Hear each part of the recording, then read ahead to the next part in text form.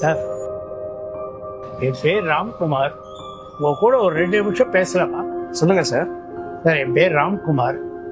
எனக்கு 65 வயசா இருந்து எனக்கு ஒரு ஆசை இருக்கு. அதை உங்களால நிவர்த்தி பண்ண முடியுமா? பார்க்கறதுக்கு டீசெண்டா இருக்காரு. காசு கேட்க தான் 2 மினிட்ஸ் சொல்றாரோ? காசு கேட்டா கொடுத்துறாரா? சார், உங்களுக்கு முடியலன்னு சொல்லிடுங்க, நான் வேற யாரையா பார்த்துக்கிறேன். அப்படிலாம் ஒன்றும் இல்லை, சொல்லுங்க என்ன விஷயம். 1980ல் நான் ஒரு சோப் கம்பெனி ஆரம்பிச்சேன். அந்த பிஸ்னஸ் ஓஹோன்னு ஓடித்து நிறைய பிரான்ச்சஸ் நான் ஆரம்பித்தேன். எங்கள் அண்ணன் தம்பி எல்லாரையும் நம்பி அந்த பிஸ்னஸ் போட்டேன். ஆனால் என் பிஸ்னஸ் நஷ்டத்தில் போயிடுச்சு. என் லைஃப்பில் எங்கே ஆரம்பிச்சனோ அங்கேயே போய் நிற்க வேண்டிய நிலைமை வந்து அவங்களாம் நல்ல வசதியாக வாழ ஆரம்பிச்சாங்க. ஆனால் நானு, என் பசங்க, என் பொண்டாட்டி அனாதையே நடுச்சில நின்றோம். அப்போதான் நான் என்ன பண்ணுறதுன்னு தெரியல. ஆனால் மலேசியாவில் என் ஃப்ரெண்டு இருந்தான். அவன் எனக்கு அங்கே வேலை வாய்ப்பு 30 வருஷம் மலேசியாவில் கஷ்டப்பட்டு வேலை செஞ்சேன். என் குடும்பத்தை ஒரு நல்ல நிலைமைக்கு சொன்னவன். என் பொண்டாட்டி, நீங்க இனிமே அங்க தனியா இருக்காங்க, இனிமே சென்னைக்கு வந்திருக்கோம்னு சொன்னான்.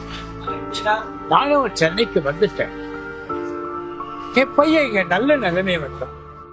ஆனா இங்க வந்து நம்ம ஊரை வந்ததுக்கு அப்புறம் என் பொண்டாட்டி என்னை விட்டு போயிட்டான். நான் நல்ல வசதியா இருக்கேன் தெரிஞ்ச உடனே என் சொந்தக்காரங்கெல்லாம் வர ஆரம்பிச்சிட்டாங்க. என் பையனும் அவங்க பேச்செல்லாம் கேட்க ஆரம்பிச்சிட்டாங்க. அதனால எனக்கும் என் பையனுக்கும் ஒத்து போகல. என் பையன் விட்டா எனக்கு வேற ஆளே இல்லை. ஆனா என் பையனுக்கு நான் அந்த வீட்டில் இருக்கிறது பிடிக்கல. நான் ஆசிரமத்தில் போய் சேர்ந்துட்டேன். என் பையன்கிட்ட கூட நான் கேட்கல. என்கிட்ட நிறைய பணம் இருக்கு. ஆசிரமம் என்ன நல்லா பார்த்துக்கிறாங்க, நல்ல சாப்பாடு கிடைக்கிறது. ஆனா என் கூட பேசுறதுக்கு யாருமே இல்லை. 30 வருஷமா வெளிநாட்டுல போய் நான் தனியா இருந்து கஷ்டப்பட்டேன். இப்போ என் பசங்களுக்காக நான் ஆசிரமத்துல போய் இருக்கேன். அதெல்லாம் இருக்கட்டும் சார், என்கிட்ட என்ன எதிர்பார்க்குறீங்க? சார், எனக்கு தினமும் 2 காஃபி குடிப்பேன். தினமும் இந்த மாதிரி டிப் டாப்பா ட்ரெஸ் பண்ணிட்டு உங்களை மாதிரி நல்ல மட்டும் போய் இன்ட்ரோ பண்ணிட்டு அவங்களோட பேசிண்டே காஃபி குடிப்பேன். ஏன்னா எனக்கு ஆசிரமத்துல டீ தான் கொடுப்பாங்க.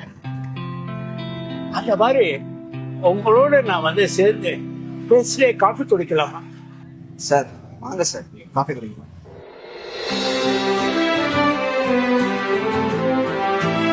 ராம் சாருக்கு தேவை காஃபி இல்லை, அவர் கூட பேசுறதுக்கு ஒரு ஆள் தான் வேணும். அப்பா அம்மா நம்ம கிட்ட எதிர்பார்க்கறது காசு பணம் இல்லை, கொஞ்ச நேரம் அவங்க கூட உட்காந்து டைம் ஸ்பெண்ட் பண்றது தான்.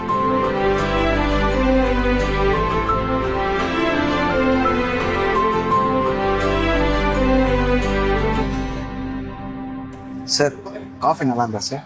காஃபி சூப்பரா இருந்தது சார். உங்களுக்கு வேற ஏதாவது ஹெல்ப்னாலும் நீங்க தயங்காம கேளுங்க. எனக்கு இப்போ ஒன்றும் வேணாமா. நான் இப்போ ஆசிரமத்துக்கு போறேன். என் ஃப்ரெண்டு மலர் எனக்கா வெயிட் பண்ணிட்டு இருப்பா. அவள் இப்போதான் எழுந்திருப்பா.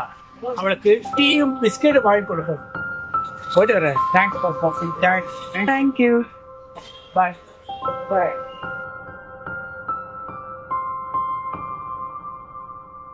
எல்லா அப்பா அம்மாவும் நம்ம கிட்ட எதிர்பார்க்கறது ஒண்ணு மட்டும்தாங்க, நம்ம அவங்க கூட டெய்லி உட்கார்ந்து பேசணும்.